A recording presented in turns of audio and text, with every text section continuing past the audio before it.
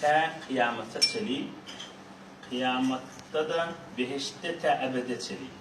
İnsanın niyazet koyan dadının biri didarlaşmak, mehabbetleşmek. Her bahane bilen bolsun, öyle niyet salim olsun. Behterin insanın adı sünnet de konuşsan geliyorlar. Yani ödünü hevur tafası geliyor.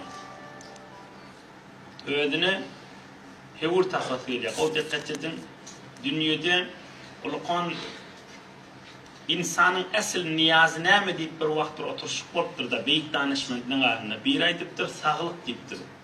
Bir ay elim deyiptir. Aham şu zira kovu asli zatlardan aydıptırlar ama beyik danışman da aydıptır yok deyiptir. Asıl insanın niyazı yüreği darıkmasızlık deyiptir. Asıl vurduğun şurada. İnsanın yüreği nimet, yüreği darıkmasızlık.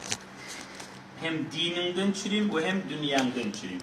Dininden çürüyüm değil yana iman. Hemen şu maçtak gelipsiniz, tesbih sanamasan da, Kur'an okuyamasan da bir yan çıkyan, adam hem Hudaya yakın oluyor. Ama dünyandan çürüyüm diyen adamın yüreği nimet. 20 milyon adam harcet diye bir Türkiye'ye gelecek Fatih Hava maksasın bir yüreğin giyinilsin diye. İnsanın niyazı var da. Ama bir didarlardan o şuna mendeşer didar olsun. Huda için olandan sonra her bahaneler bilen bolsun didarlaşıp durmalı, tataşıp durmalı. Şu didarda da olukan bereket var. Hem dininden çürüyüm, hem dünyandan çürüyüm, sağlığından çürüyüm. O yankı, Molla Pacan'ın mescidindeki bernamağını da beter yengilce getipsiniz, beter kova etipsiniz. Hiç kimin işneleri yok, hiç kimin muşkilneleri yok. Öyle mihman da olsa yastına bağda şeyler var elin deyip bari vermeli. İnim canlı, ağam canlı. Acaba didar oluyor, acaba mehabbetleşmek oluyor. Yoldaşlarının elinden tutun, doğumçuklarının elinden tutun. Bahane ve didarlaştan durun.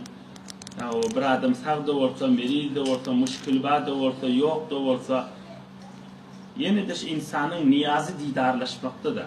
Allah Teala dünyanın ahiretine abad etsin, bu yerde bereket versin, kurcuğun kavlu ilahi saadet dünya ve ahiret, ilahi izzet ve iman, ilahi necat-ı afat, sulh-u sefa, akıbet ve kheyriye, evvel ahir kheyr, zahir batin kheyr, ya mucibet davet. Dünyanın abad olsun.